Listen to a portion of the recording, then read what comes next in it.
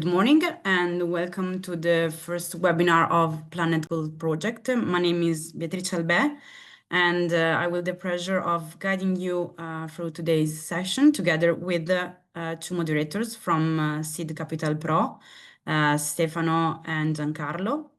Thank you all for being here, partners and stakeholders. It's really a key moment for the implementation of our project. This webinar is structured in three main phases. We have an introductory section with all the updates of the work packages. Then we have a second part dedicated to the thematic tables and then a closing session. We have a rich and a well-structured agenda today, so we really count on everyone's collaboration to keep things on time. So we can start with Olga Endel. She's the coordinator of the project. And so thank you very much. And I hope that this webinar will be stimulating and interesting for all of you. So Olga, if you want to start. Yes. You have your presentation, so you can share your screen. Yes. Okay. Right. So yes, thank you so much, Beatrice. And yeah, once again, welcome to the first webinar of Planet Global Goals. Just to give you an introduction of the project. So the first thing is it's an Erasmus 𝗂𝗂𝗀𝗏𝗃 2.0. So it's a cooperation partnership in vocational education and training, and it lasts for 30 months. We are the first year, and the last month is February 2027. So we still have some time. The coordinator is 𝗪𝗏𝗯𝗏 University, and the consortium is composed by 7 partners from Greece, Italy, Norway, Poland, Slovenia, Spain, and Sweden. The main context and mission of the project is that we address the need of updated skill set to master the green transition and digital transformation as outlined in the European Green Deal. And the core idea is to support a key sustainability competence, aiming to change individuals' behavior to promote harmony with society, the environment, and the planet. So to align with SDGs. And the expected output is will be an educational platform, a handbook for educators, and also platform-based workshops. To go a little bit deeper into the project structure, first of all, the primary goals is to involve competence and knowledge of vocational education and training educators regarding the 17 Sustainable Development Goals by providing innovative educational tools. And then we have secondary goals, which is strengthening the VET educator's role in teaching in line with social, environmental, and digital transformation. Influence also the adaptation of the VET to the new needs of the labor market and increase its attractiveness, and also promote pro-social and pro-environmental attitudes among VET educators and students. There is a small overview here of the work package structure. We have the project management work package, the educational platform, which is a development and programming of a responsive web design and e-learning platform led by EuroLeader, a Polish partner. Handbook for educators, which is a handbook that covers 17 SDG and should be translated in all the partner language, led by the Center for Education and Innovation. We have as work package 4 the platform-based workshop, which are workshop to support the educational tools based on the platform content, and is led by InnoHub. And then we have the dissemination work package led by Phonics. And here are the organizations. So it's 𝗦𝗏𝗯 University. Our organization, the coordinator, is a higher education institution, and it's already committed to sustainability because it's the first university globally certified with ISO 14001. Strong research base in embedded system, and this is our department, and supporting the digital aspect, so the digital transition. And then we have the Euroleader partner, as I said, is the Work Package 2 leader, and is an NGO specialized in creating IT products, so e-learning platforms, and running European projects in ecology and education. The Center for Education and Innovation based in Greece is the leader of Work Package 3, and is an NGO focused on developing education materials, content adaptation, bringing educational expertise. We have the Asociación Valencia InnoHub, that is based in Spain. The Work Package 4 leader is an association that focuses on innovation, business, and education. And the expertise is in designing and evaluating educational activities and practical implementation. We have the University of Maribor, which in the project has the role of the quality assurance leader, providing the quality assurance plan within the Work Package 1 management of the project. And they are a university, so it's a higher education institution, in particular the Faculty of Humanities, and is specialized in formal and informal environmental education. The other company that is actually leading the Work Package 5, which is the dissemination, is Phonics, and is a market leader it's an organization market leader in job activation and promoting the green transformation, ensuring project results meet the market demands. And then finally, we have Novareckon, which is an enterprise based in Italy, actively promoting education and training initiative with experience in vocational education and training. And they're contributing in the whole, all of the work packages, in particular the educational ones. So I'm done with my presentation. Thank you very much, and I hope you enjoy the rest of the webinar. Thank you, Olga. Thank you very much for the overview of the project and also the partners. So then it's Euroleader. I don't know if Cayetan or Piotr will have the presentation. So yes, I will be the one presenting today. Please just let me know if you can see my screen well. Yes, of course. Yes. All right. Okay. Yeah. So I will be talking to you today about our responsibility, which is Work Package 2, and its main output, meaning responsive web design educational platform. Yes. So let's start from objectives and goals we had in mind. Development of this platform was supposed to provide us with a central knowledge hub for all the project outputs, which will be like accessible in one specific place, just like without the need to look any other for it. We envisioned it as the mean of engagement, of raising the engagement rate of end users, as well as strengthening the teachers' capabilities in that sense. Yes, and basically like creating like this immersive platform, immersive environment meant for knowledge transfer. Of course, all the materials as well as the platform itself are translated into national languages, which are English, Greek, Polish, Spanish, Italian, Norwegian, Slovenian, and Swedish.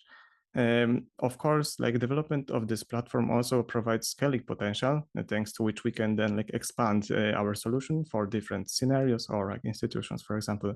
And of course, digital revolution is also important, and we are contributing to that through the development of the platform. During the development, we have aligned strongly with few design principles, which is firstly, utilization of one specific aesthetic graphics and intuitive layout in order to increase accessibility and usability. We also put like strong emphasis on making sure that like no matter what device you are using, is it laptop, PC, tablet, or phone, you will get like exactly the same experience of high quality. Like again, again expanding accessibility and the overall quality. Also, input feedback is like a bit less, maybe maybe more obscure part of the development process, but it's also important, making sure that like buttons are animated, like specific highlights are like dynamically presented to the user, which like again contributes to the like knowledge transfer quality and also just immersiveness. We also made sure to utilize the newest standards in security measures, meaning we don't use passwords anymore because it's also some like threat in some cases. But yeah, like instead of that, we are using one-time code generated whenever user wants to register a new account or log in.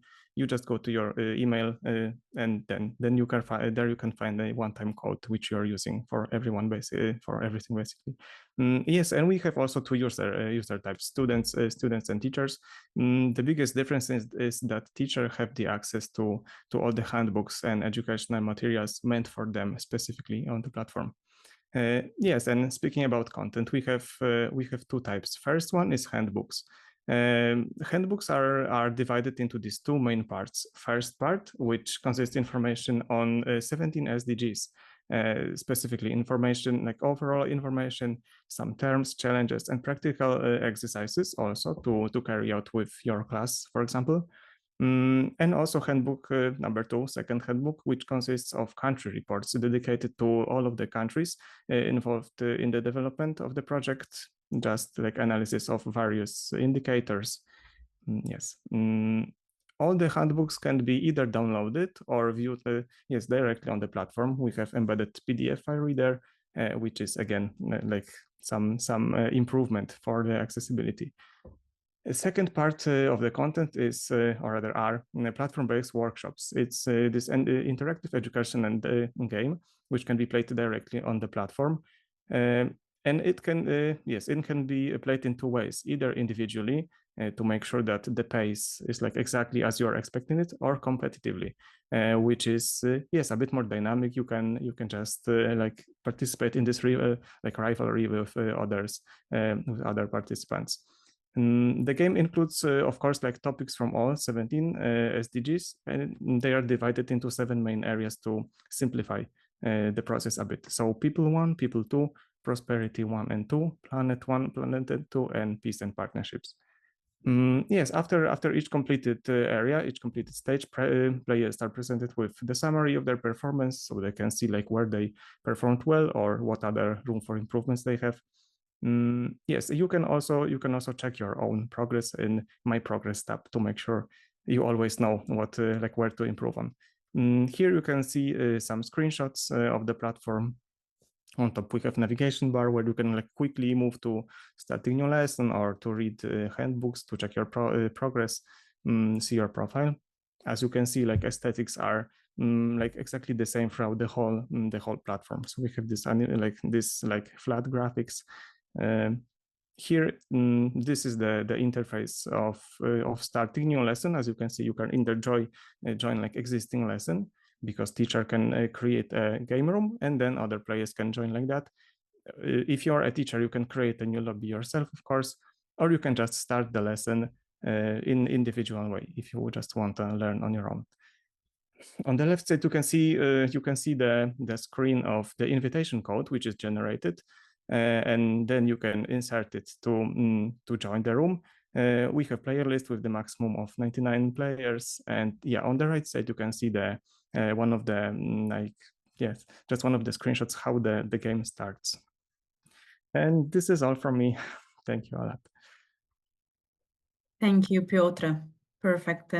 So now I leave the floor to Georgia. Thank you. Yes, thank you very much, Beatrice. Okay, so now it's my turn. I'm part of Innovate staff, so we are responsible for the work package 3, which is the handbook for educators. So first of all, we will start with the objectives and the goals of this work package. And the primary goal is to develop an innovative handbook for vet educators that provides a clear, practical, and engaging approach to teaching the 17 SDGs in classroom. Another goal is to support the professional development of vet educators through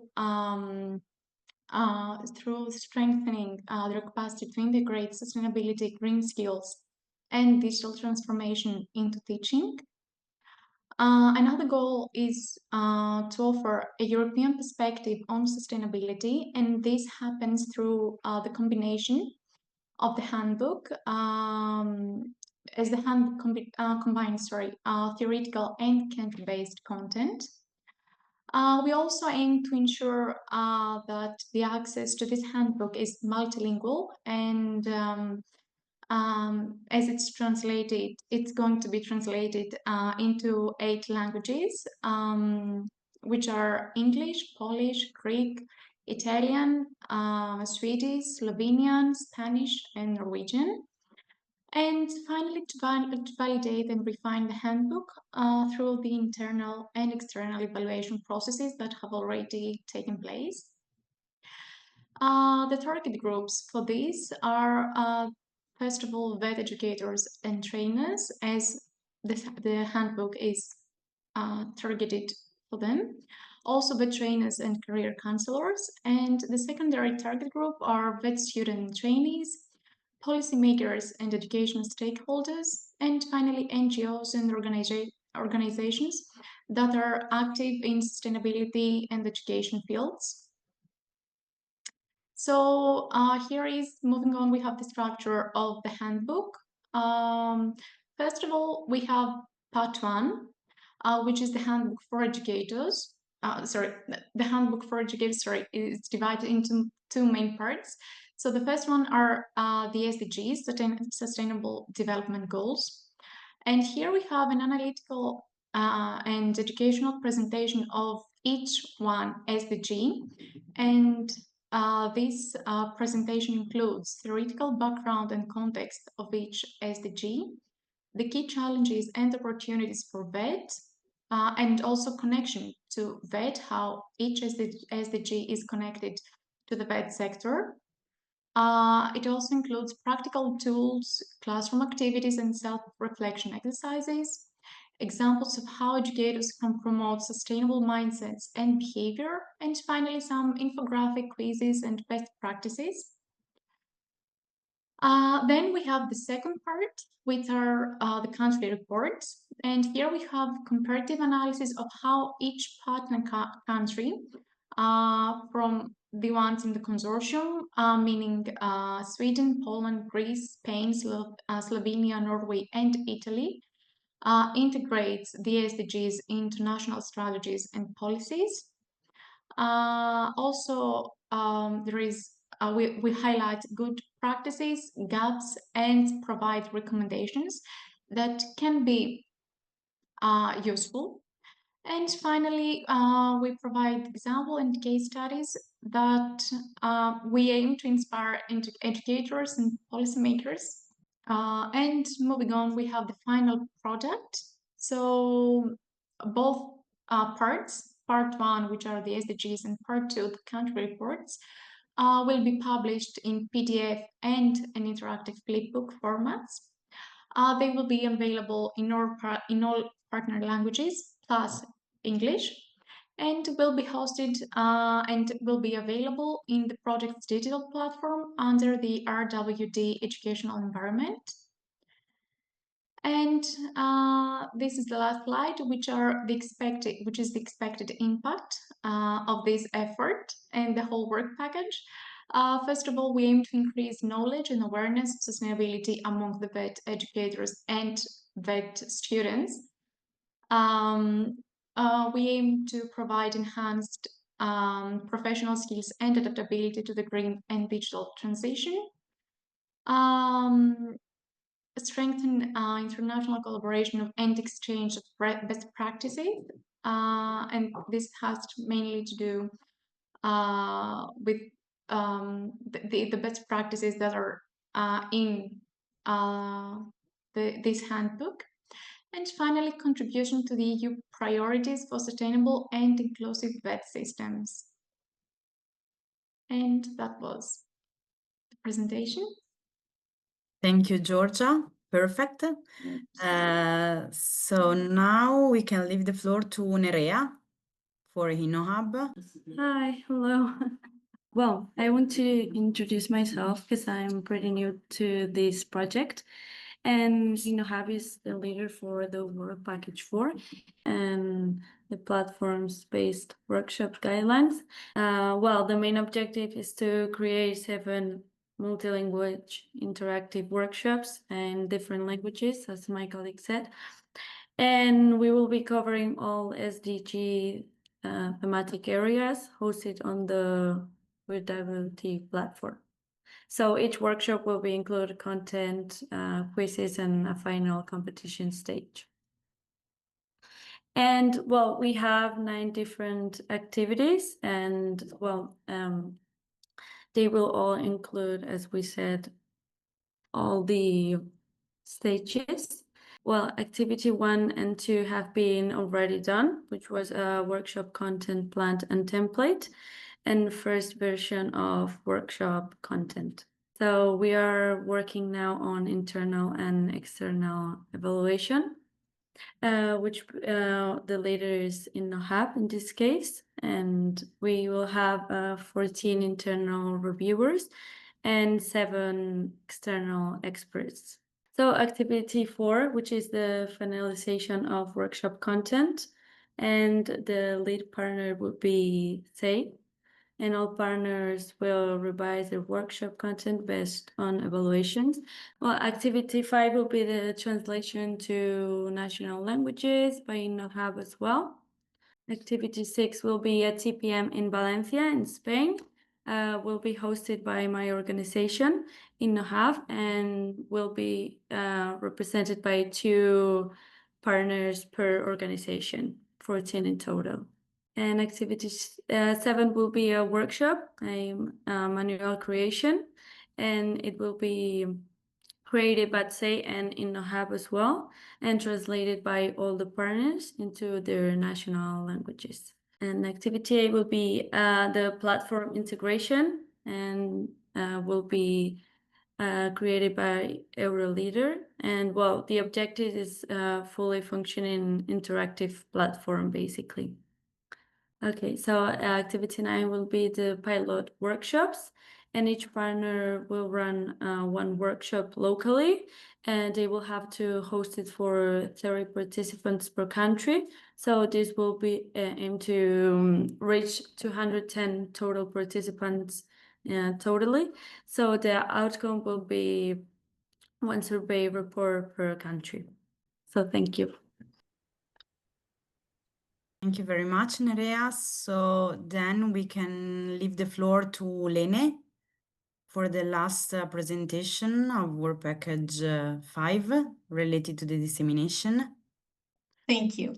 I'm presenting the Work Package 5, which is the dissemination, visibility, and impact. So my name is Lene Borvik, and I'm the project manager here at Phoenix in Norway. I'm going to give you a short overview of Work Package 5, which is the dissemination and communication activities that we are doing in the Planet Goals project. And I will show you how we're making Planet Goals visible, engaging educators and learners, and ensuring that our results last beyond the project period. So our dissemination plan follows a clear 3-stage model, which is first awareness. We are letting people know who we are and what we stand for. And then second, it's understanding, which is where we are showing our progress through newsletters, webinars like this one today, and posts online. And finally, action, which is encouraging educators to use our tools in real vet context. And this approach ensures communication that leads to impact. That's what we believe. So the Planet Goals website is our main hub for communication. It is multilingual. It's in all the languages of the project. And it's easy to navigate. It shows everything from project objectives to upcoming events. And we've already passed about 500 unique visits, and it continues to grow every day. Hopefully everybody will log on to the website to see how it looks and give us a feedback if you have anything. It will remain online beyond 2027, which is encouraging and ensuring sustainability, and it will continue to show our project and our results that we are doing in this project. Our social media channels extend our reach and visibility. Each partner is contributing monthly to content, and it's highlighting achievements and events that we are doing throughout the project. We have over 90 posts, and we're growing our follower engagement. Our social media has become a vital link between our project and the wider vet community. We are on LinkedIn and Instagram, so please look us up and follow us if you are on those platforms. So far in this project, we've reached more than 1,400 people, and we built a strong network of 350 stakeholders. The feedback has been overwhelmingly positive so far, and we will keep our results. We keep sharing on social media with newsletters, and we also will organize national multiplier events in the end of the project, which is going to strengthen our visibility and impact. So please follow us and stay engaged. And thank you, everybody, for your attention. Thank you, Lene. So Thanks. perfect. We are on time. Okay, so now we are moving into the second phase of the webinar that is related to the thematic tables. In this part, we have the chance to exchange ideas more directly. So we have 7 rotating thematic tables related to all partners, for partners and stakeholders. So the format is simple, dynamic, and I think that thanks to the participation of Stefano and Giancarlo, we can start. Okay. Okay. So Thank you. I leave the floor to Stefano and Giancarlo. Thank you. Thank you, Beatrice. Can you hear me well? Yes. Yes. Perfect. Perfect. Thank you so much. Good morning to everyone. Thank you for this participation in this second part of the webinar. Thank you to Beatrice for the presentation. Now we start with the thematic tables, a moment that we need to achieve some objectives with the matters that the project Planet Goals deals with. And we start from, of course, the table 1 about climate action and energy transformation in local communities. And we do this with the support of the University of Maribor. I call on the floor Tina and Jana from the university. Please unmute your microphone and please let us present your stakeholder. I'm going to represent the University of Maribor and also our stakeholders. If they have any additional questions or comments, I will ask them to talk to you. But I'm going to talk about the questions and the case studies that our team has come up with. Perfect. Now, yeah. Giancarlo introduced the theme, and then we start with the questions. So, hello. So we are going deeper inside the real impact of all that. So, big conclusion from my side I had in order to listen to you. And we start exactly from Maribor, for Slovenia, and starting with the topic that sits the heart of the Planet Goals mission, the climate action and the energy transition. So we go a few deeper, thanks to Maribor, University Maribor, looking at what is important now as IP impact for vet educators with practical knowledge about especially SDG 7, affordable and clean energy, and SDG 13. So we try to now to have some look inside the Slovenian communities, and we start to explore such kind of opportunity of this test bed in Slovenia. Especially the first question that I am curious to ask to Maribor University is or better, how the Slovenian communities tackle the climate change. How is the way that you tackle with? Please. Yeah, so this is a very important topic, not just for EU countries in general, but especially for Slovenia. So we have different communities that have taken action through projects, EU projects or community-led projects. And one such example is a valley called the 𝗣𝗹𝗂𝗪 Valley in Slovenia, which is starting to use smart irrigation for climate adaptation. And this is being done through a project called Relive 𝗪𝗂𝗪 𝗪𝗂𝗪. So this it's about climate change adaptation strategy for agriculture, in particular in the 𝗣𝗪𝗂𝗪 Valley, specifically for the period between 2017 and 2021. Since agriculture is an important element in Slovenia in general, but also for the regional community of the 𝗣𝗪𝗪 Valley, and it has been affected by climate change. The principal objective of this project was to develop a good strategy for climate adaptation, taking into account the specific characteristics of the valley and of the region. And a total of 35 farmers and 6 large farms were included. And they switched from irrigation scheduling based on experience and mere assumptions to a more proper irrigation scheduling based on real-time soil water monitoring, basically, which helped them to optimize their water use. And the project also designed green windbreaks, which were shown to provide effective wind protection for crops while combating erosion and also maintaining biodiversity. Another such good example is the Net Zero Cities pilot program, which includes 3 Slovenian cities, Ljubljana, Kranj, and Velenje. The project helps cities to become more climate neutral, which means that they do not add more greenhouse gases to the atmosphere than they can remove.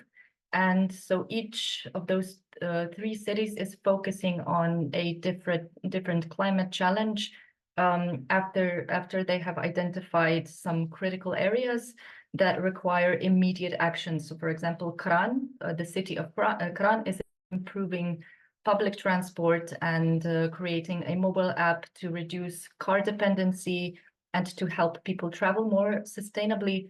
Velenje is working on energy efficient buildings, switching from coal to renewable energy.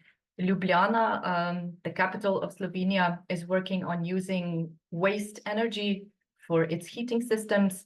And they're also sharing ideas and learning from each other. So it's like this collaborative effort that helps the cities move forward. And Ljubljana has also established an innovation hub, which helps people to understand how to tackle climate change. They can attend workshops and events to learn how to help the environment in general. And we have another good example, which is Gorenjska region, which is a part of a European project, or actually it serves as a case study. Last year, the Joint Research Center of the European Commission published a report where they investigated the potential of using some key features of transformative innovation to help build climate resilience. And it was found that the awareness on the topic is still lacking, because many people and organizations in Slovenia, and particularly in that region, still don't know much about climate change, which makes it harder to work together and also to make smart decisions. However, as you may remember, after major floods in Slovenia that happened in August 2023, where that's also when the president of the European Commission visited Slovenia and assessed the situation, which was very, very bad. After that, the local government started setting up so-called climate offices to support action plans for energy and climate aid, and to properly distribute funding in a more efficient way in relation to climate change adaptation. So there's still a lot to be done, a lot to learn. We have yet to see educational institutions include climate change topics into their curricula, but there is some progress also in that area. So that would be our summary of different ways that Slovenian communities tackle climate change. And I would like to invite our stakeholders from Slovenia, Tine, Alenka, Hanna, Mariana, if you have anything to add, if you can think of another example, if you have any comments, you can share. Tine, do you have something to add? Hello, everyone. I'm also affiliated with the university, but not University of Maribor, but in Ljubljana, where I'm very involved in topics related to local government. And as we are researching in field of development strategies, we can observe that topics of resilience through projects that wish to tackle climate change are becoming more and more important, fortunately, in local development strategies in Slovenian municipalities. Thank you. Mariana, she is also very involved in sustainability and ecology topics. Do you have any other comments, suggestions? Yes, I would like to tell you that we have some very great projects with which we are dealing with climate change and green infrastructure, water management, and cross-border cooperations. I welcome this project today. Thank you so much, really. Thank you for your report. So if it's possible, we now said something very important about climate problems, and we can just focus now on, if it's possible, about energy. I'm curious about how is Slovenia transforming the energy sector to align with the SDGs goals and so. So now a few words, if it's possible, about energy sector. Yes, also a very important question, because as you know, the energy sector is one of the major GHG emission contributors globally, not just in our country or in the EU. So Slovenia is trying to expand renewable energy through EU-supported initiatives, focusing on solar, hydro, and biomass energy. We also aim to phase out coal by 2033, which is supported by the Just Transition Fund. And this will help deliver a just transition into Slovenian regions. We are also working on energy efficiency in buildings and on energy infrastructure and innovation. So investing in smart grid technologies, for example, and community-driven energy projects, investing in energy storage, which is very important, and our partners also learned a thing or two about this. we are planning to build a pumped storage hydropower plant, or PSP, which is part of Slovenia's green energy strategy. And it will basically store extra electricity from sources like solar and wind, and it will release that energy when needed. So it will function like a giant battery, which is important because solar energy is not stable. It happens that solar panels generate more electricity than people can use. Sometimes it produces no energy at all because it depends on sunlight. So this is a great solution to reduce energy waste and also to support the use of clean energy in general. So this is my short answer. Again, if any one of our stakeholders would like to add something, please. You forget to mention the nuclear energy which we have in Slovenia, and it's covered 20% of electricity consumption. That is very important also.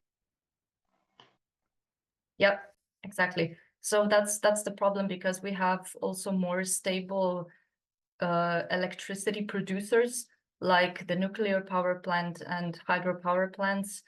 There's a problem because right now our solar power plants are producing electricity that can't be used. So it's like throwing away energy. That's why it's important to work on this project, because we will be able to store that energy and also gradually move away from nuclear energy or from other unsustainable and environmentally unfriendly facilities that produce energy. So I think we can move to the next question. Amazing, really a perfect landscape you offered us. So I'm very interested also to now understand exactly about what are the useful tools for researching and learning about SDGs. So in order to complete these chains about SDGs and your project, of course, what are some useful tools in order to researching and learning about SDGs? Yep, thank you for this question. I think it's best if I just share my screen and briefly show you some of the tools that we have used and you can also use. Can you all see my screen? Yes. Yeah. Yes, perfect. Okay, good.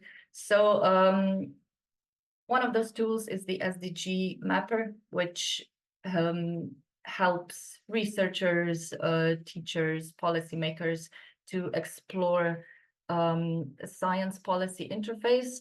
And so if you're writing a paper, you can check how it aligns with the SDG goals or what topics it covers.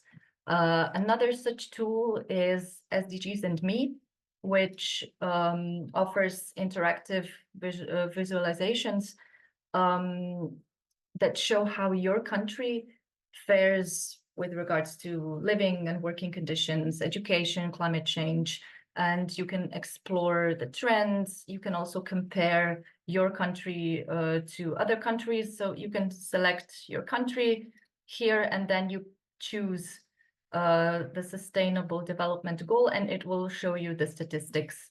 So where your country stands, for example, like it's very user-friendly and interesting. Yes, interesting. Yeah. A lot. Another one is SDGs games. So this is for younger audiences, children, and also students. Basically, an interactive online platform filled with educational games that are designed to teach the audience about the SDGs. And another one would be the SDG tracker by Our World in Data.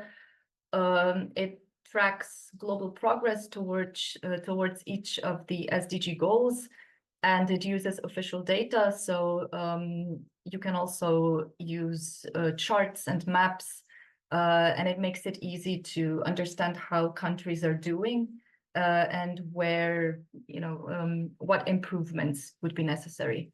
So those would be the best examples of tools that you could use. Perfect. Some other words from the stakeholders? And of course, at the end of this very important chain about dissemination, our project, because it's, of course, the natural evolution of this path of dissemination.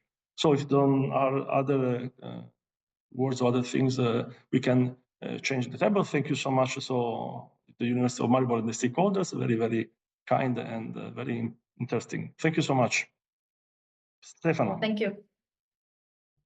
Thank you, Tina, and all the team of University of Maribor and their stakeholders. And we move from Slovenia to Poland. We move to the table 2 with Euroleader. So I call on the floor Piotr.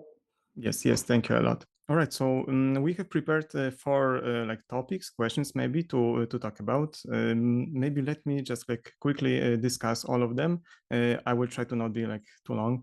And afterwards I will invite our stakeholders to a common discussion. So first topic we have prepared is actually a good practice discussion, rapid expansion of the solar industry in Poland. So as it happens, just a few years ago, Poland wasn't exactly leading the green transformation, but the recent years enabled us to actually develop these technologies quite strongly. We have managed to reach over 10 gigawatts of green electricity production in recent years. Yes, and we actually managed to include big part of that into our national energy mix. Yes, and we are strongly contributing to decarbonization efforts, which is of course strongly related to SDG 7. This expansion was also both result and possible to achieve thanks to market liberalization and also strong support of public, which definitely increased the effectiveness of these actions. We should also mention about various government subsidy programs like My Electricity, Mój Prąd in Poland, which definitely boosted also this transformation a lot. You can hear just more and more often about people, just ordinary people, just owners of households installing some microgrids on their houses, which wasn't very commonplace before these recent years. Yes, but we should also mention some challenges related to that, especially a grid crisis challenge, so to speak, which is related to our aging electricity infrastructure in Poland, because since we are producing more energy now, the infrastructure itself starts to become an obstacle in that. So we need to focus on improving grid stability just to make sure that we won't have any blackouts related to just overpowering of these networks. And this is also why some connection denials appeared recently. Various investors have been rejected from requests of installing just big green electricity installations due to that, because the infrastructure just wouldn't handle that. So what should we do now? We should definitely invest a lot of money and effort and time into modernization of this grid to enable it to become a backbone, basically, of this green revolution. Also, energy storage systems, exactly as Tina said, they are also very, very important right now. Just not to waste this energy, but to be able to store as much of it as we can. I don't know if some of our stakeholders maybe would want to add something here, or if not, then I can just move straight to the second topic. Piotr, they're not shy. The stakeholders are not shy. Okay. It's all right. Yeah, maybe as I said in the beginning, I will just quickly finish my discussions, and then we can add something. Second topic is a potential solution actually related to SDG 12, which are stronger incentives for industrial reuse and ecological reusable design in manufacturing. which yes, it basically focuses strongly on prevention and reuse, which should be put higher in this hierarchy, up like above recycling. Because when we think about reusability, we tend to think about recycling, but actually we should focus on this earlier stages, on the like product development process. Yes, because through making sure that manufacturers create products which are like basically designed with that in mind, with refurbishment, possibility to repair, and that they can be remanufactured afterwards with less effort. This is actually what we should be focusing on rather than recycling. This includes a few principles, which is basically focusing on eco-design.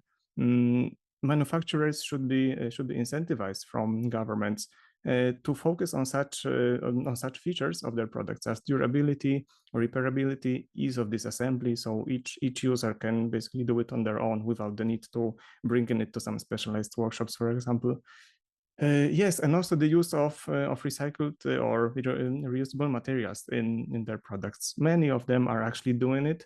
Like every manufacturer basically is bragging today how much, like how big part of their product is made with reusable materials. But in case of durability and repairability, I think we still kind of struggle, not only in Poland. Yes, so what policy tools can be actually applied here? Because I think that we should like these changes should start from governments and some specific policies encouraging us, but also manufacturers to do it. Extended producer responsibilities is actually one of the like the biggest focuses here. To make sure that like basically how it works is making sure that manufacturers take the responsibility for their product, not only from like production stage to selling, but also after its life cycle. So also after the user stopped using the product, they still need to take responsibility for that, which would strongly in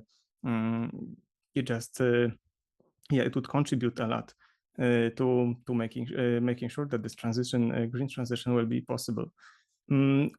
How we can achieve it? I think governments should focus on various tax incentives and just financial help, such as tax breaks or maybe even like direct money grants for these manufacturers. Yeah, just to make sure that they are focusing especially on these features in their products. Also, right to repair legislation is very, very important because, as I said before, it will take off a lot of effort from these manufacturers just to normal people, since they will be able to repair most of that like these products on their own. Yes, I think it's again just this is it. You did amazing compliments because your clear view, your clear vision is really contagious also to me. So it's a very good example about Poland. So at the end, the bottleneck about the energy is the grid, the infrastructures, like I think in many parts of Europe, but you really focused very well about Poland. And so I'm very happy. But please bring us by hands in a case study, bring us in something that can be like a transformation in a new entity, in something new economically, in something that is a case study that for SDGs can be emblematic. It's very important also to go regionally and have if something special happened. You can tell us something about? I don't know if you want me to like maybe focus on the specific case study that we have prepared or just overall. Maybe the one. As you prefer. All right, all right. You managed everything very well. So just a few minutes, but Sure. Thank you, Oleg. Okay, so I think actually this case study that we have prepared for the discussion will be serving well here, which is actually a transformation of Silesian mines into cultural, tech, and research centers. Since, of course, like moving from these non-renewable energy sources to renewable ones will bring also different like various consequences, or in this case, like beneficial effects, I think. So yes, we should also think about how we can manage and yes, basically manage these spaces or like industries related to old sources of energy, such as coal mines, for example, exactly in this case. So they won't just remain abandoned, but instead of that, we can just make sure that they will still keep contributing to this green transition. So yes, again, Silesian mines are a good example, because like Strefa Kultury, Katowice Culture Center, is the most prominent example, right? Since it was like former Katowice coal mine, and now it has been it has been basically like transformed into like an industrial heritage place, right? So a place of symbol for people to see this difference, so to just see the switch from like modern, from older ways of gathering energy to just this post-industrial one, that they can just appreciate this change. Yes, and also thanks to that, to this like new space that we have freed up, we can focus on converting it into various technology parks or special economic zones, which will enable various other branches, sectors such as IT, or maybe like some advanced technologies development, which can be actually placed in these areas. I don't know if someone wants to add something. Perfect. Or yes, I think you give a really perfect and clear and bright view about the situation in Poland, especially also with this case study. So thank you so much. I think this panel we can consider well done and completed, and I give the floor to Stefano. Thank you so much, Piotr. Thank you. Thank you. Thank you, Piotr. Thank you for your support and your contribution. Now we move to Phoenix for the table 3 with Lene. Good morning, Lene. And in particular, good morning. And in particular, to talk about that, so the point, the central focus of the planet goals for green and social skills dedicated to needs, young people, no employment, no education, and not in training. So let's start. Giancarlo introduce the theme, and then we talk with Lene. Yeah. Well, I have my stakeholders with me. I know some of them are off camera, but I will speak for them. And I also have one of them is on camera. It's Sven, I know. So if you have something to add, Sven, just come into the meeting.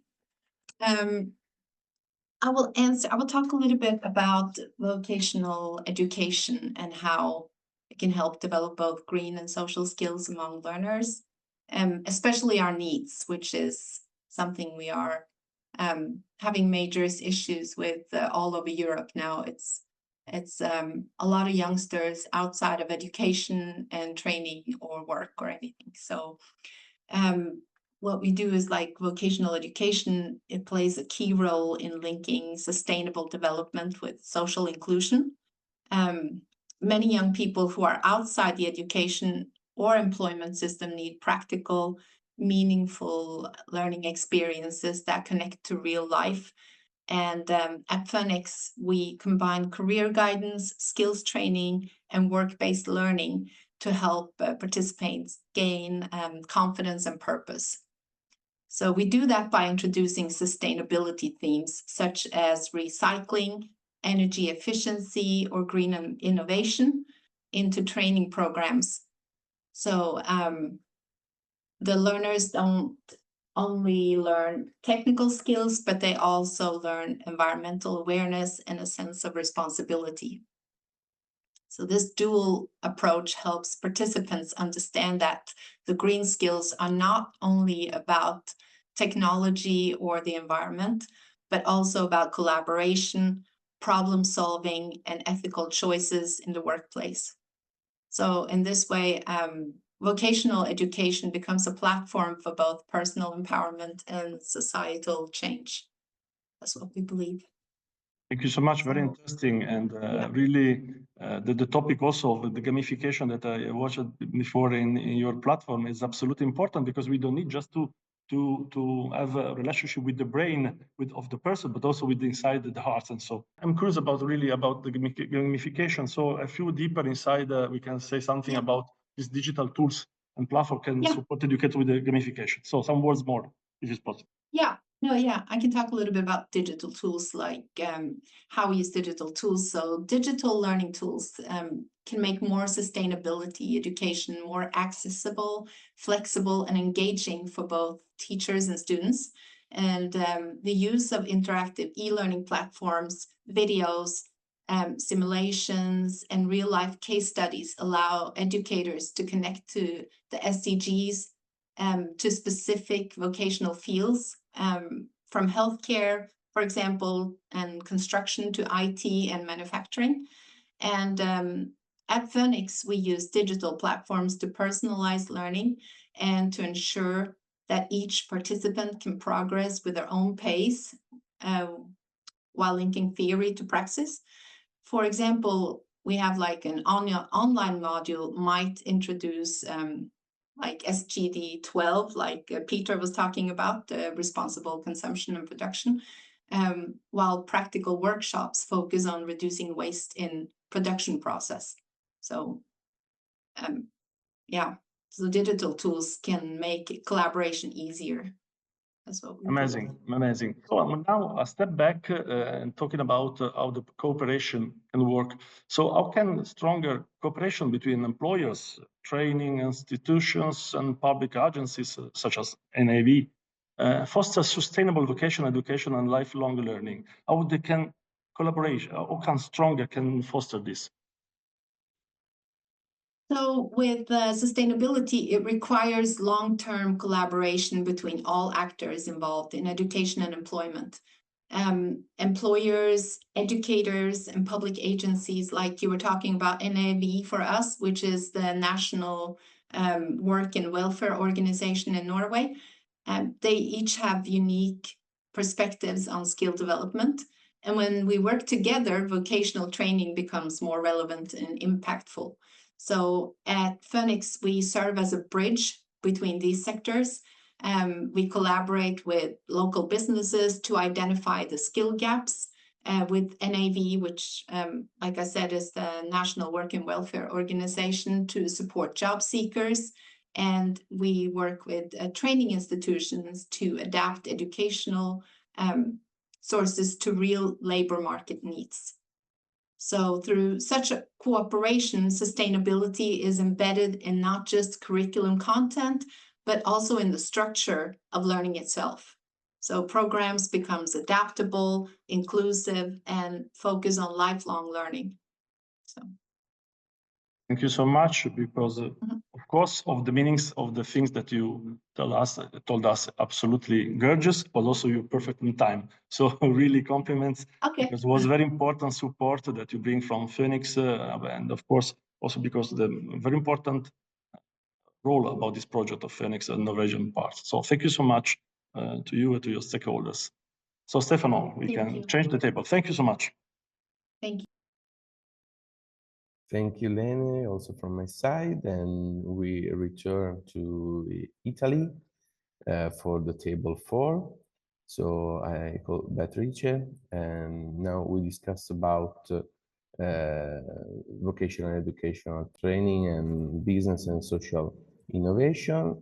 Here we have Beatrice. If you want, let's present us your stakeholders, and then from a short introduction of Giancarlo, we move to the questions. Thank you. Thank you, Stefano. So here for Novareckon, there are present 4 stakeholders. Nicoletta is a project manager at Spin System. It's a Belgian company related to R&D projects. Then there's Matteo, is a professor of Philos Formazione, is a professional training and development organization. Elisa is the coordinator in the scientific and organizational area of Ars Univicio, is an association for research and development of the University of Piemonte Orientale in Verbano, Cusio, Ossola. And Nicole is a PhD student in business and management of the University of Turin. So here you can understand better our stakeholders. So I leave you the floor to Giancarlo. Thank you. A really rich mosaic of competences that are absolutely in a need in such kind of aims. But let's try to be for a while in the bad side of the in the dark side of the moon. So we are talking about, of course, about the VT.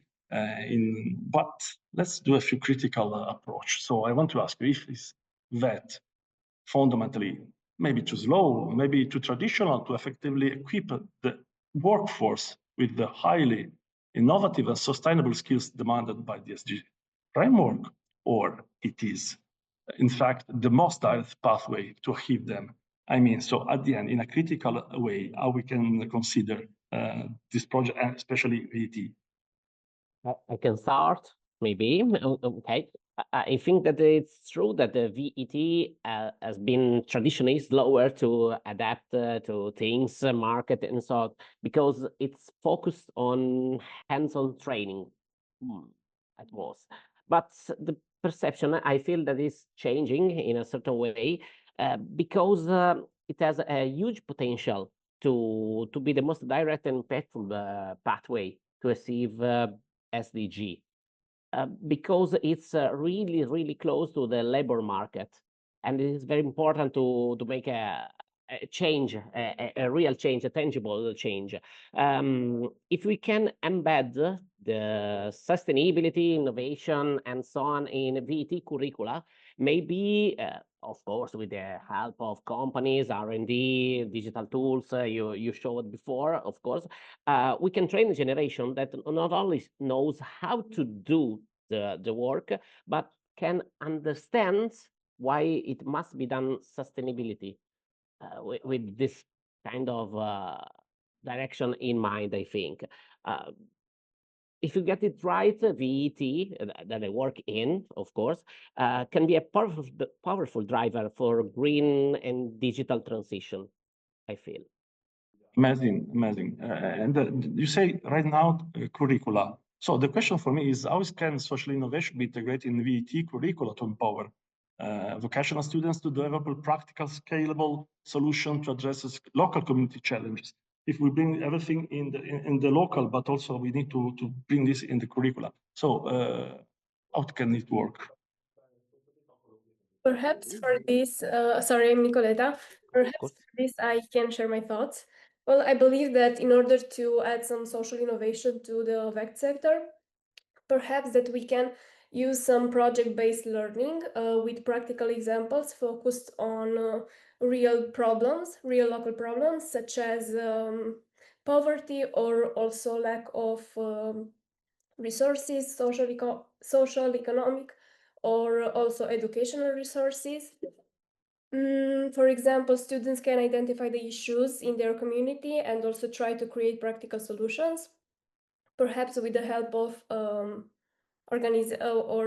of collaboration with local organizations that are also dealing with these social problems, and also small businesses. I think that this approach will build a sense of community and also capacity building, creating somehow a social impact in their communities. I don't know if my colleagues... Absolutely complete, absolutely in time, and absolutely perfect. From my point of view, you give me an amazing answer. So, okay, so I want to ask to stakeholders of Novareckon, to what extent is the adoption of educational technology and innovative learning a prerequisite for VET to effectively address SDGs? So the prerequisite. Who wants to? May I try to answer? You allow it. Thank you. Nice to meet you, everyone. Well, I think that now technology in education is it's essential, it's fundamental. And this is true because it helps to maintain a good quality of education. It helps people to get access to new kind of knowledge, to new tools also. So it's really important to develop this kind of tools through education and information. But I think that also some barriers are being kept away from this kind of evolution. And this is true because infrastructures are not developed everywhere still. And also there is a lack of skills. And this lack is not only true for people that are learning, but also for educators themselves. So the essential reason here is that we need investments, and this is true for rural and peripheral regions, of course, and it's true also for the training that people will need and that educators will need in order to get access to the tools and to get access to the training materials and methods that they will need to then pass to their learners. So this is, I think, the most important things to observe when thinking about digitalization in education and training. Thank you. Amazing. Thank you so much, Nicole. Someone other want to add something? Because for me, the question typically is, especially in Italy, we are in a situation with sort of bureaucracy and people very old. Sometimes when we talk about digitalization, we are making divide because for everyone it's not possible. So just not infrastructures, but sometimes also the mindset of the grandmother, the grandfathers. They become digitalized when they have grandsons, so they start to use WhatsApp and so. But of course, this is a different approach. We are talking about now educators, and educators in this moment need to play such kind of roles. Thank you so much. Okay, let's move to the next table, the table number 5, about creative methods for sustainability in education. And I call the floor 𝗪𝗏𝗯 University. Yes. Yes, hello, Olga. Hello, hello. Hello. If you want to present your stakeholders, or if you want to start. Yes, so I will give you a short introduction. Perfect. And also give the floor to the stakeholders. Firstly, about Sweden. Sweden has a clear policy framework for integrating sustainable development goals into education, including vocational and technical training. As an example, Sweden follows Agenda 2030 and the SDG 4.7 that ensure that all learners gain knowledge and skills for sustainable development. And also the Swedish National Agency for Higher Vocational Education guides the VET providers in integrating the sustainability and the green skills within the curriculum. And so sustainability is actually embedded in the curriculum. So Sweden is quite forward with that, but also the depth of application varies across different sectors. Also to give a little overview of the landscape of VET in Sweden. So we have the upper secondary vocational schools, the higher vocational education, and also the adult education and apprenticeship. Within all of these sectors, different educations, we have also a lot of collaboration with actually companies to ensure practical training and exposed to the real world challenges, which is also quite good for the, of course, vocational education and training. So after this brief introduction, I can introduce our stakeholders.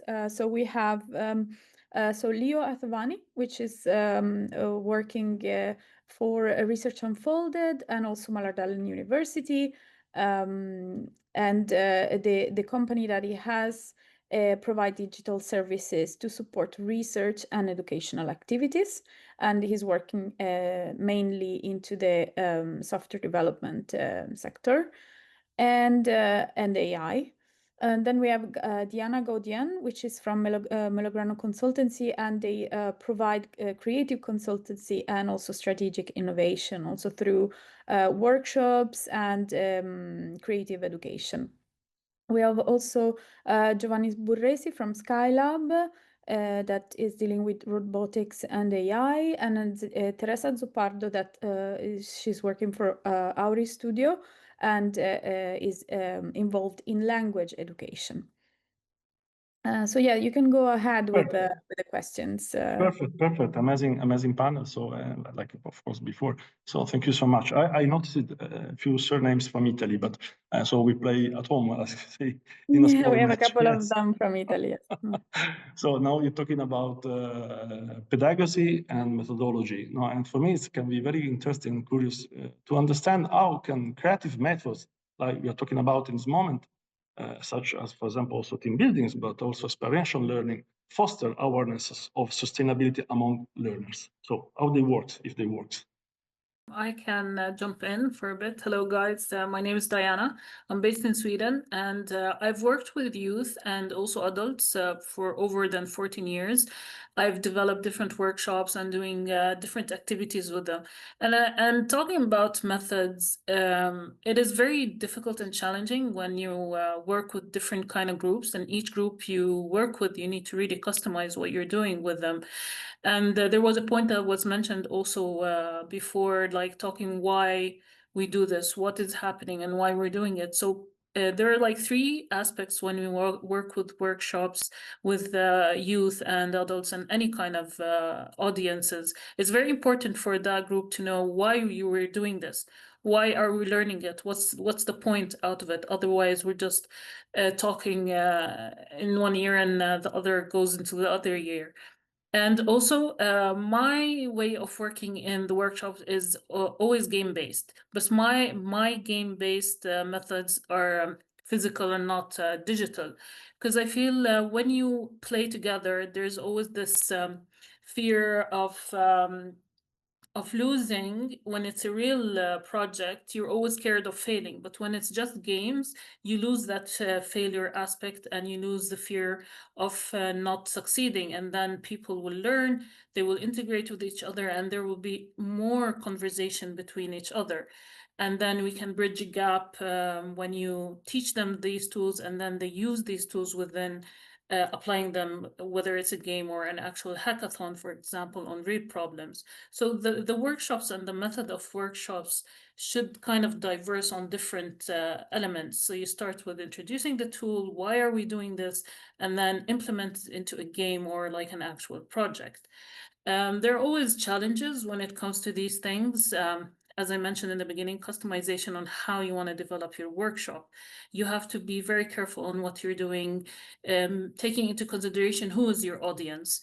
And then there's also balancing the structure with freedom, because when you do games, you want to give some rules, but you want to also give the field for them to be creative and do different things, because you don't want to limit the ideation and innovation that these brains and talents that can come up with different things. And there's also the aspect of competing with attention.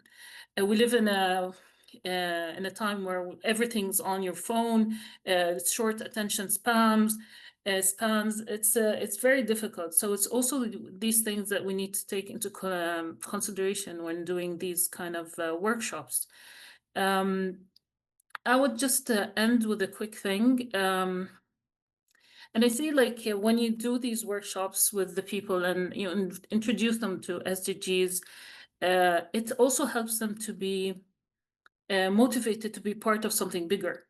So when you also introduce those kind of things and introduce the tools together, you develop brains with the youth and ways of thinking and implement those small things of how to think, how to develop stuff, and create a new generation that might come up with the solutions that we need. So they connect it to the SDGs, how I'm thinking and how I go about doing innovations and creative thinking. Yeah, I don't know, that was a lot, but No, was perfect, interesting. I like it. I want to highlight what you said about the rules of the rules. I mean, if you are too much strict, the game will become a sort of top-down moment. It's typical. Instead, in this way, it's co-designed, that we can say, the legal framework of the rules. So very interesting. Absolutely, I agree. From my point of view, all your words, you are not absolutely wrong. So thank you so much, because it was very important. We need to give a real life to the things, not just words. But technology helps us, and technology in this moment can be also virtual reality. So for me now the question is going sort of from in a technological point. So how do you promote sustainability in virtual reality training? So I mean, there is virtual reality. So how does it work in virtual reality training?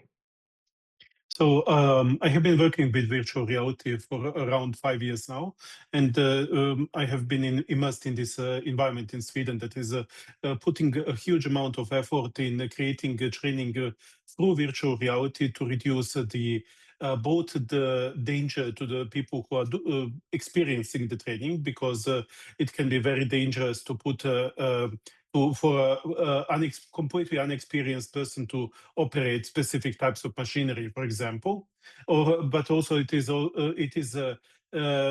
is massively helpful in promoting sustainability, because the amount of training the amount of training facilities and the amount of training machines can be significantly reduced. For example, my colleagues from 𝗪𝗓 are doing a project in which they are looking into creating a shop floor training facilities in virtual reality, meaning that you do not have to reconstruct how factory looks like, or to stop the factory, or do things like that. And you can still train the people to some degree on how to participate in that production line. And this can be expanded in many different domains. One of the most interesting ones is training for situations that are not that are too dangerous for people to actually experience them. For example, virtual reality has been used a lot in Nordic countries to start training firefighters, so that they can virtually enter a building, and via something like virtual reality training, their vision can be, for example, obscured, and the system can measure how much oxygen they would have under those circumstances without putting any danger on the actual firefighter. And finally, this can be done with catastrophe management scenarios, which there is almost no way to completely prepare for a catastrophe management, but using virtual reality, at least some aspects of it can be experienced a little bit more than doing any type of kind of training without that catastrophe happening. And this can be everything from a flood to fires, to earthquakes, any kind of aspect it can be looked into. And this kind of training then enables it can be sustainable, because that is one of the big aspects of sustainability, is a kind of a management of a crisis, so that it is correctly managed, that things are not made worse by some what's it called, by damage to something. For example, if there is we want to prevent oil spills and similar things, and that kind of situation, to be able to reduce that, we need training, and we need to train people so that they can run into the situation ready and with understanding of what to do, and then we can minimize the dangers. And that is only one of the small aspects. So it is the usage of these new technologies, both virtual reality and mixed reality, is becoming very common these days. Usage of all these technologies is creating huge potential for sustainable training and sustainable training of trainers as well. So thank you so much, because it's really interesting. It's from my side also a topic where I'm well deep inside it because of investment and projects. So I'm very curious. And yes, I agree totally. This approach bring also empathy, bring also efficiency, and bring persons deep inside the things they can touch. Of course, for also sustainability is a very important aspect. You can play like a role game at the end, we can say, but it's not so fantastic, because you have really in front of you something that is virtual but is real. So thank you so much, because a very important support technology is a very important pillar. So a big ciao from us, and so we give back again the floor to Stefano. Thank you so much. So. Thank you, Giancarlo. Thank you all the team and stakeholder of 𝗪𝗓𝗯 University. And now we move from Sweden to Greece for the table number 6. We talk about ESG strategy, transparency in communication, and strategic and systematic integration of the SDGs. And we talk about this with Georgia. All you on the floor. Good morning. Yes, thank you so much, Stefano. So first of all, I would like to say a few words and introduce you to my stakeholders. So first of all, we have 𝗦𝗗𝗧 who is an EU project manager working for 𝗦𝗗𝗧 Lifelong Learning Center. Then we have 𝗦𝗂𝗂𝗧, who is mechanical engineering, spatial planning, urban planning, and regional development, and works at the Hellenic Ministry of Migration and Asylum. And finally, we have 𝗪ασκευή Nari, who is a project manager at 𝗘𝗱𝗂𝗧, which is a vet center in Greece. So yeah, these are our stakeholders, and I'm very glad they're here with us because they have a lot of knowledge on these topics. No, we're talking about an organization, so the strategy of the organization. So now, how can organizations integrate SDGs into their core strategy rather than treating them as a separate CSR initiative? So how is it possible to manage these two sides? Okay, so I think I will go first and give a very short answer so that I can leave the floor for more comments and any additional things to my stakeholders. So from my side, the true integration of the SDGs means embedding them into the organization's mission, into the decision-making process and the performance indicators of an organization. For example, aligning investment decisions, procurement policies, and employee training with sustainability targets can, of course, ensure long-term value creation. And as an example here, I can mention the Hellenic Corporation of Asset and Participations. It's a Greek example. So this corporation created its sustainability compass to align all the SDGs with the strategies of its state-owned enterprises. And through this, it encouraged companies to set measurable goals, such as improving energy efficiency and promoting innovation and infrastructure. So yeah, that's a few things on this, and a Greek instance that I would like to mention. I don't know if any of my stakeholders would like to add anything on this question. Thank you for being invited to this very interesting initiative. I'm really excited about it. And regarding the previous questions, I would really like to suggest an interesting example here in Greece. Actually, it's Lambda Development. It's the company that's implementing the huge infrastructure projects in Elliniko. Actually, it's a company that shows the last years that actually sustainable development goals are actually integrated in their processes, from the decision-making process, from the economic department, from the mechanical engineering department, and from the projects that are actually being implemented. It's a good example because it's a company that actually takes into account not only environmental aspects, but also social aspects. It's very interesting. For example, sustainable development goals are not only about the environment, it's actually for the people. So it's a very good example. And that's why it's actually very awarded the last 5 years. And I would like to give it as a case study. It's actually very interesting and actually an interesting case study to be implemented in the curriculums of the project. So thank you. Amazing. Thank you so much. Absolutely important words. And when we talk about organization in such kind of situation, also we need to talk about transparency and communication. It means it's very important in order to develop everything in a fine way and a right way, also to be transparent and give a good transparent communication. So my question is, what role does transparent communication play in engaging stakeholders, of course, with an organization's SDG related goals and achievements? So what is the role of transparent communication? So if it's okay, I will start again. And of course, the stakeholders are always welcome to jump in and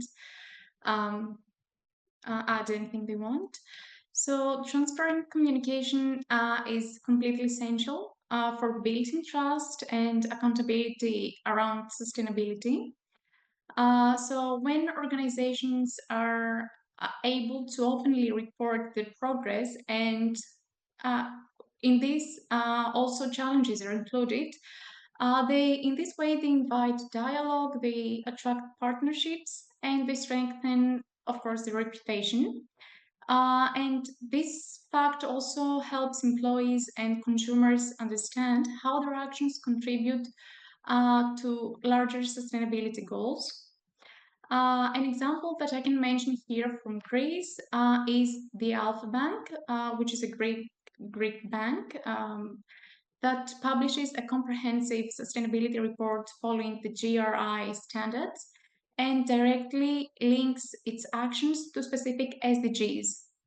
So this report includes measurable outcomes like reductions in energy use and community investments that are aligned with SDG 8, which is decent work, and SDG 13, climate action.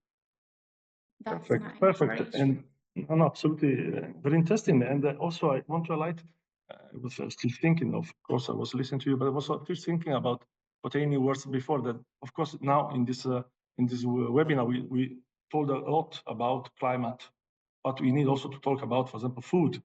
It's not just a question of climate, it's also food, so SDG 2. And for me, it can be also very important to know how can organization contribute to reducing the food insecurity and promoting sustainable food. So what can be the trick in order to do also this, and the serious attempts in order to do? Okay, yeah, that's very interesting aspect, because as mentioned before by Potini, sustainability is not only about the environment, it has to do also with people, and part of this is is the goal 2, which is which has to do with food.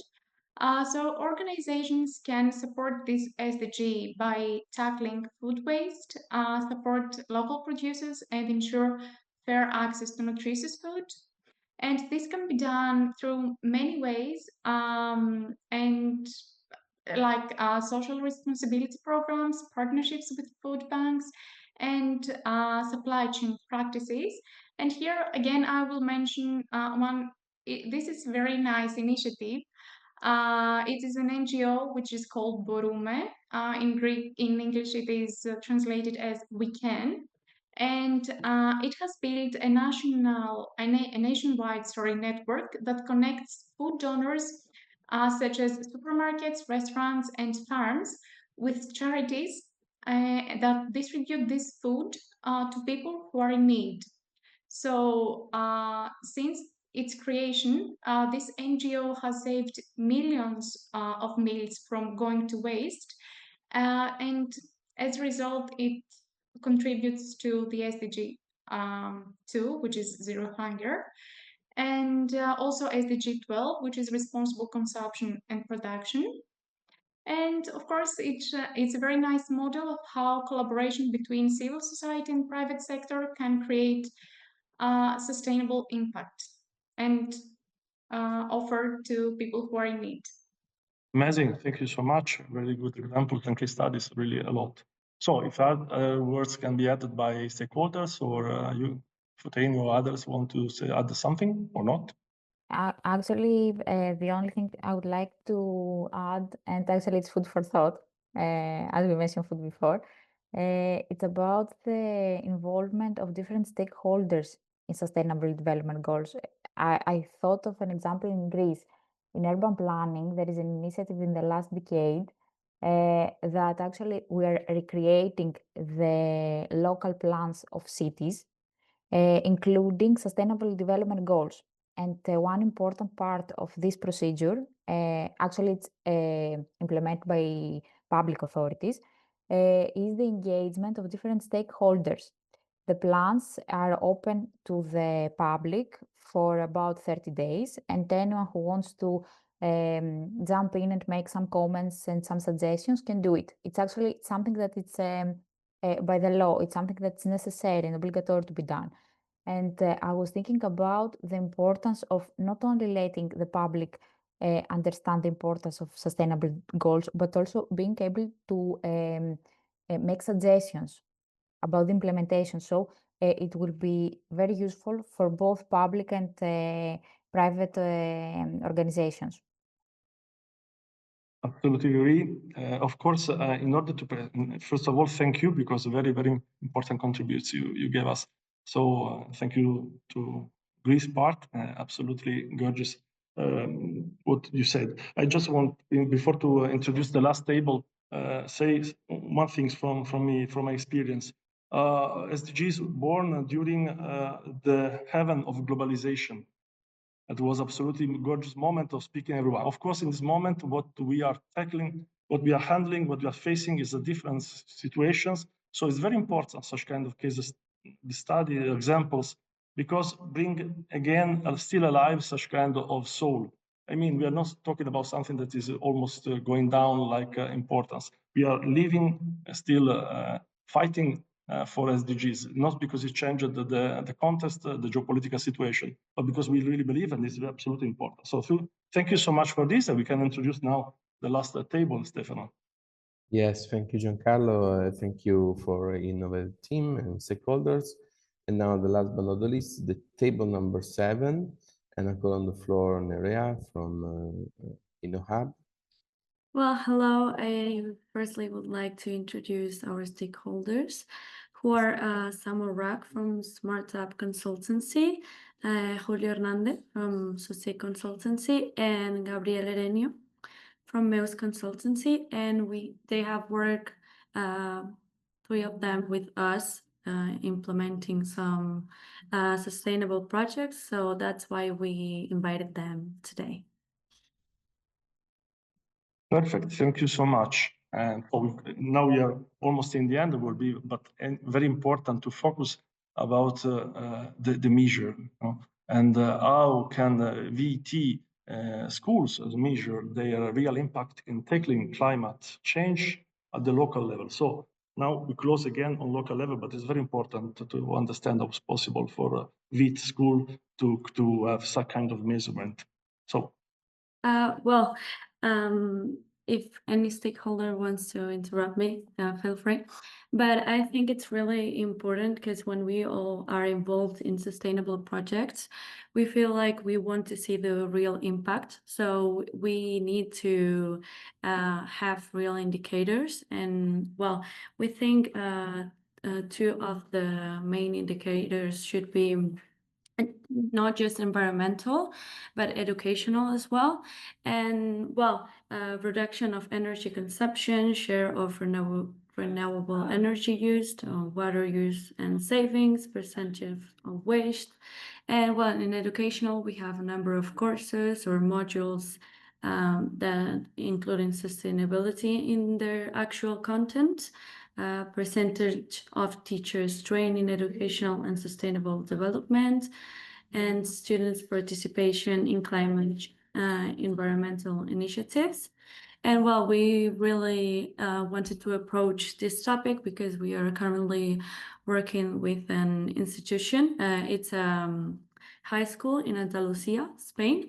And well, they implemented, we collaborated with them, environmental solutions, and which included the creation of sustainability indicators, such as reduction in energy consumption and the amount of waste recycled. So students actively participated in the data collection and preparing reports that were shared with the educational community. So I go directly to the last question, and we can consider closing the panels with this question, because at the end of everything, we have the teachers. Okay, so of course we all, but at the end, with our protagonists on field, with boot on the ground, are teachers. So about the teachers, what does the teacher training play as a role in transforming traditional VT program into drivers of social changing and environment defense? So the role of the teachers. Well, obviously, the role of the teachers is really important. We participated in a program called the 𝗲𝗏𝗂𝗧 in Huesca, in a high school. This aimed to create new creative ways of teaching the educators new ways of teaching sustainability. So, well, how transforming traditional programs? Well, we want to address some topics which we equipping educators with knowledge and skills and enabling innovative teaching methods, obviously as well shaping mindset and culture, and for the last, bridging education and local impact. Thank you, Nerea. Thank you for all the team and stakeholders of 𝗩𝗏𝗧. And now we are on the final conclusions. We listen very, very deep insight about all the topics and the focus objectives of Planet Goals project. And I think that is the starting to become the best practice that we listened in the next practice of this project. So I call Beatrice. I leave you the floor for the official conclusions. Of the meeting, yes, absolutely. So it's really a pleasure to be here with all of you, and I hope also for you it's the same.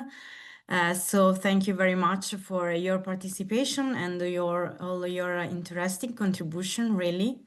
If you wanted to stay connected, please don't forget to check out our social media channels and visit our website so you can have all the news and the next steps of this project. So really, thank you again for your presence and your collaboration. Thank you very much also to Stefano and Giancarlo for this second part of the meeting. Thank you. So we can close here. Thank you. And we probably see next webinar. Thank you. Thank you. Thank you, Beatrice. Thank you to Bye. everyone. Thank you. Bye. Buona Thank you. fine. Thank you. Thank you. Bye-bye.